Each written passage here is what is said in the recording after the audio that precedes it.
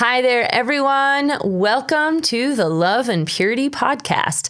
This is Braden and Tally, and today we will be discussing Parashat Toldot. Hey everybody, welcome. Glad to be with you. So we're getting into Toldot, which means generations. And we see with Abraham a real strong desire to pass on his faith to the next generation. And so we're getting into the story of Isaac and Jacob, the continuation of this legacy. And over again in the Bible, we see the God of Abraham, Isaac, and Jacob. God is really highlighting this generational passing on of faith. And so I think it's so important that we put our faith, we put that perspective on our faith, that we want to pass it on to our children, and we want to live a lifestyle of generational vision of, how is the things that I'm doing, the ways that I'm living, how is this equipping the next generation for success, for walking in a life of faith? Yeah, and the thing that's neat about it is if you're actually walking according to the Bible, according to the way that we are commanded and encouraged to walk, it naturally happens. If we are walking in honesty and truth and we are testifying, that's a big part of the Bible, is testifying. We're supposed to testify what God has done in my life, what God has done in the history, what God has done for my people, what God has done for my whatever, my fathers. It's a big part of our faith is testifying, remembering, thinking back, remembering the goodness of God, and then testifying of that to the next generation. And so God kind of created it to where if we are fulfilling all of these commands and these encouragements that He wrote for us to do, that it naturally passes to the next generation, because there's fruit. There's good fruit. As we walk out the truth of the Word of God, there's good fruit in our lives, and the next generation is going to want to cling to that. They're going to see the difference between those that have chosen maybe a bad fruit, and walked and seen, the bad fruit in the way that they've walked, and comparing it to the good fruit of their lives. So. You reminded me, Tally, of the story of your grandfather in World War II, how he committed his life to God. And you want to share that? Yeah, I just feel like I love and appreciate my grandparents more and more all the time. But my grandfather, my dad's dad, he was in World War II, and he had a child at home with his wife in the States, and then he had another one on the way. I actually think it was the third that was on the way. And he was in a very dangerous situation, and he actually risked his life to save many of the other soldiers that were in his unit.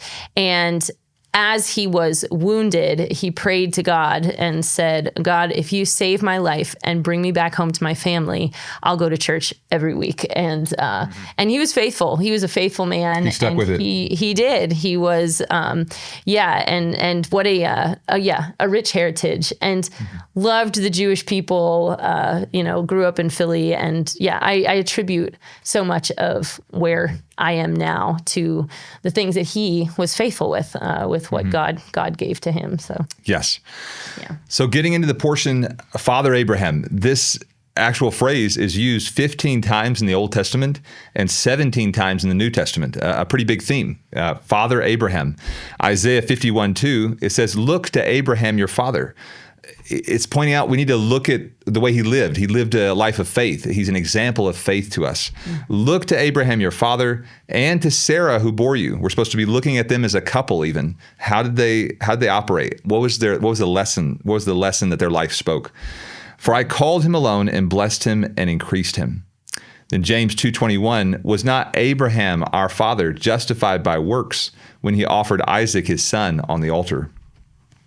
Acts 7:2, and he said, brethren and fathers, listen, the God of glory appeared to our father Abraham. So just a few examples of this Father Abraham. Father, his role is to speak identity, to speak affirmation, and I believe that's one of the things we see with Abraham is that he's setting an example of wanting to disciple, wanting to just cast vision for his generations. And wow, and we're a recipient so many centuries later of that faith that he walked in. So then I want to look at we're looking at Abraham, the picture of the father, and then Isaac, a picture of the son, and the son, in this spiritual picture being Yeshua. And just there's a lot of similarities between Isaac and Yeshua as well. And then actually want to end up talking about Jacob and Esau being a picture of the flesh and the spirit being at war with each other.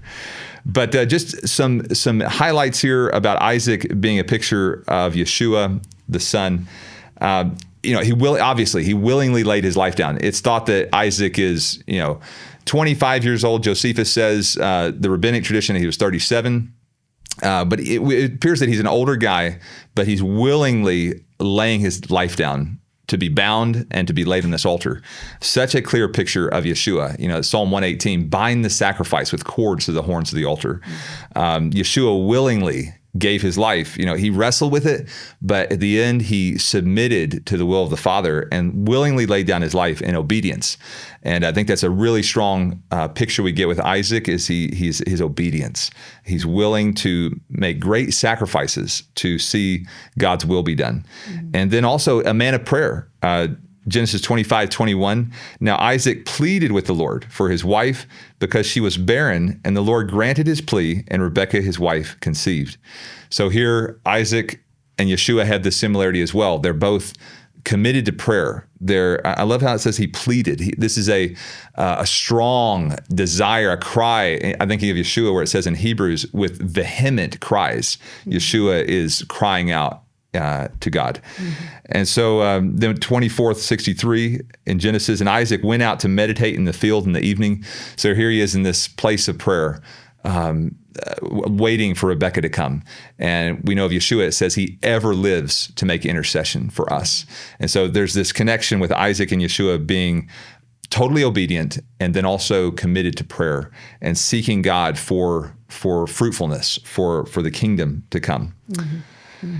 So, but then what I really want to hone in on here is this picture of Jacob and Esau. And I want to tie this into the love and purity message because this is the fight that we're in. If we're going to pursue lives of love and purity, we're going to face this battle of the flesh and the spirit.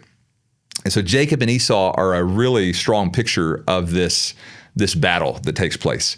So looking at here in Genesis, but the children struggled together within her, and she said, if all is well, why am I like this? So here, Rebekah, she's got these twins in her womb, and she's crying out to God, what's going on? There's a problem here. So she went to inquire of the Lord, and the Lord said to her, 2 nations are in your womb. 2 people shall be separated from your body. 1 people shall be stronger than the other, and the older shall serve the younger. So here God is giving this insight that the older, the Esau is going to be serving. He's going to be serving the younger Jacob. And this is a picture in our lives, I believe for us to have victory, that our spirit needs to be, basically our flesh needs to be subject to our spirit. We can't let our flesh just take over, but we need to have the flesh serving the spirit, serving the spiritual. That's bound up in the heart of a child. It's like we're born with that foolishness, of a child that needs to be brought into submission, brought into obedience, brought into the will of God. So, yeah. Genesis 25:27, it says, so the boys grew, and Esau was a skillful hunter, a man of the field, but Jacob was a mild man dwelling in tents. This word, interesting that they translate it mild. It could also be translated as pure, undefiled, or complete. So you could also translate this verse that Jacob was a pure man, or an undefiled man, or a complete man dwelling in tents. And it's interesting when we pair this up with a verse in Hebrews 11:9.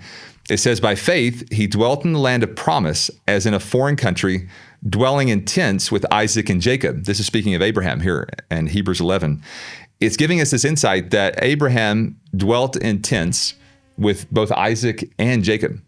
So when we see here that Jacob is a man of the tents, we can safely say, I believe, that Jacob is really enjoying hanging out with his grandfather, Abraham. And I go back to that verse where God speaks to Abraham, or he's having this conversation, shall I hide from Abraham what I'm going to do? No, I'm going to let him in on this secret because I know he's going to train not only his children, but his children's children. And so we see in this verse in Hebrews that Abraham is actually investing also in his grandchildren's and in his grandchild Jacob's life. It seems that Esau is maybe just too busy. He's just out. He's just so active and rowdy. He's just out there, and he doesn't seem to have time to spend this quality time with his grandfather, just gleaning wisdom. And really, it seems he's missing out on that generational vision that Abraham wants to pass on. Mm-hmm. Yeah. So Esau, obviously, a picture of the flesh. He comes home hungry from hunting, and Jacob says, "I'll just sell you. I'll give you this pot of soup if you give me your birthright." And so we know Esau, he gives into the flesh, right? He's primarily focused on his fleshly desires, and our culture today is battling the same thing. How often do we just give in to what our flesh wants and compromise our generations, compromise our legacy? And here in Hebrews 12:16, I like the way the ESV, the English Standard Version, has this verse. It says, "See to it that no one fails to obtain the grace of God, that no root of bitterness springs up and causes trouble, and by it many become defiled, that no one is sexually immoral or unholy like Esau, who sold his birthright for a single meal." So here Hebrews is telling us, don't be like Esau. He was sexually immoral and unholy, and he just did not value the eternal heritage, the eternal things that really we're called to. We're called to eternal values, and Esau did not value these things. He was just going for the temporary pleasures of this world. Mm-hmm. Yeah, I've just recently been realizing how much of our lives are directed, and our decisions are directed by priorities. What are we prioritizing? What is the most important? And, it's been interesting going around with all of the children, especially here in Israel, and meeting a lot of different families. And just having that many children is a, surprise to a lot of these cultures, Korean cultures, some different cultures we're running into. And, and it's kind of like, how do you do it? Like what, how do you raise 7 children, But I feel like it's completely just a matter of priority. If your priority is a career, making money, having a nice clean house, all of those things, then children are going to be in the way of that, But if your priority is raising godly children, then it's amazing how many of those other things can drop off the list, And so I think that, it seems like Jacob definitely had a better idea of what things to prioritize in his life. And Esau just seemed to be pretty off base, And I don't think Esau, from the way it seems like, was a just complete,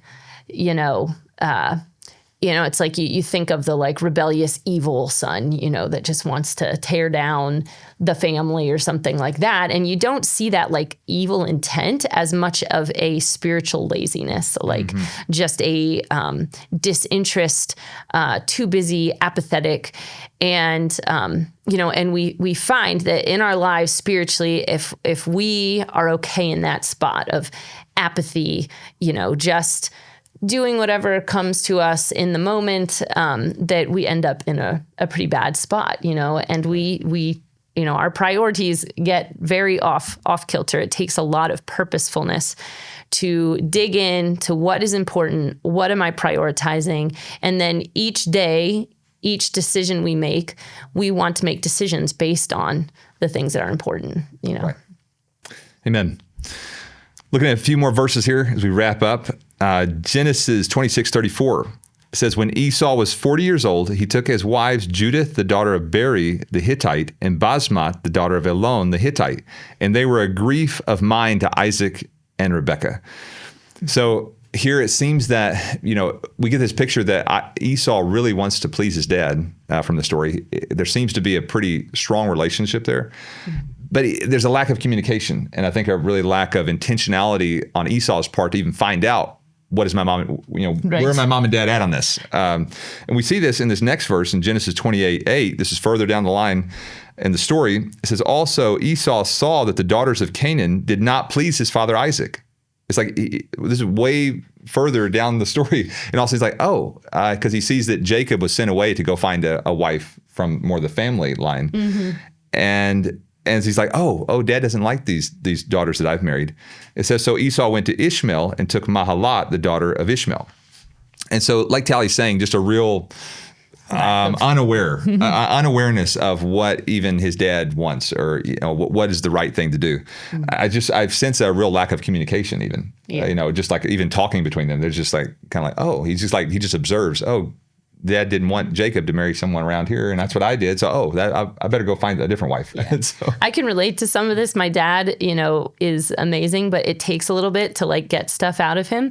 And I think in his mind, he's going, well, if they really wanted to know my opinion, they would ask my opinion, Right. And so growing up, I found myself in situations where I felt kind of like this, where I was like, I loved my dad to pieces and wanted to make him happy. And every once in a while, I would be in this situation where I would just be like, I don't think dad's happy with me right now. He's not mad. He's not yelling. He's not even telling me he's not happy. Uh-huh. I can just tell he doesn't approve, and that meant a lot to me. And it did direct my behavior of how kind of I went, how I chose things. But yeah, pretty disconnected. And the time it takes to seek and just be like, well, what do you want? What would you like me to do? What kind of wives would you like me to have?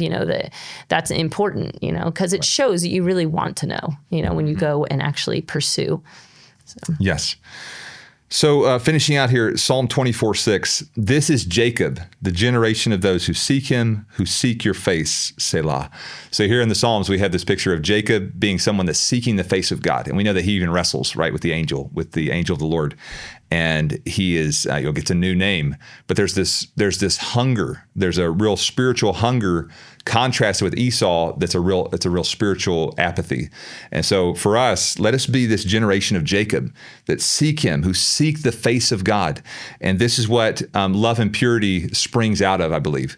A life of love, a life of purity springs out of this place of longing to see the face of our Father, to please him, to be connected generationally. I think there's a really strong lesson here too, that the Spirit, when we're yielded to the Spirit, we value generational heritage. We value the blessing of the next generation, of passing on faith. Whereas the flesh, it doesn't really care. The flesh could care less. It's all about in this moment. What is the most satisfying in this moment? So may God bless you out there to think generationally, to think, how can I set my children up? How can I bless my generations? And that really affects the decisions we make day in, day out. How do we live in a way? How can we model Abraham, where he is investing? He's even spending time with his grandchildren in the tent, teaching them the ways of God. And so God bless you all out there. Did you have anything else to add? No. Yeah. Okay. So this is the Love and Purity podcast, where we are calling disciples to a lifestyle of love and purity in joyful expectation of the coming King. God bless you all. For salvation.